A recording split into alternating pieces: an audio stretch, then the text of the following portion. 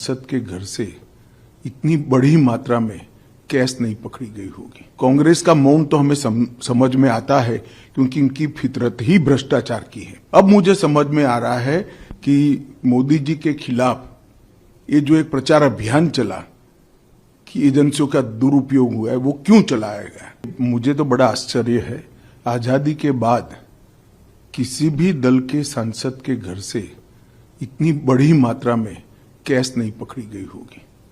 सैकड़ों करोड़ों रुपए का कैश सांसद के घर से मिलता है और पूरा इंडी अलायंस मौन है इस करप्शन पर।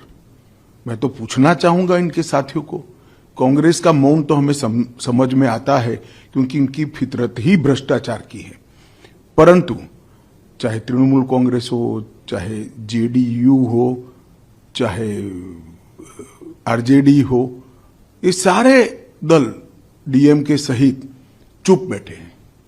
सपा भी चुप बैठी है, कोई रिएक्शन नहीं। अब मुझे समझ में आ रहा है कि मोदी जी के खिलाफ ये जो एक प्रचार अभियान चला कि एजेंसियों का दुरुपयोग हुआ है, वो क्यों चलाया गया।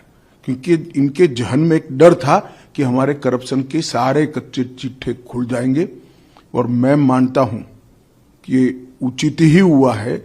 जिस प्रकार से इतनी विपुल मात्रा में भ्रष्टाचार झारखंड जैसे गरीब राज्य में हो रहा है, वो आंख खोलने वाला है। और ये जो राजनीतिक प्रोपेगेंडा करते हैं एजेंसियों के दुरुपयोग का, उनको ये अपने आप ही उनके ही कृत्य से जवाब मिल गया है। इतना भारी करप्शन करने के बाद भी अगर कोई एजेंसी काम न करे तो एजेंसी की क्षमता पर सवाल उठते हैं।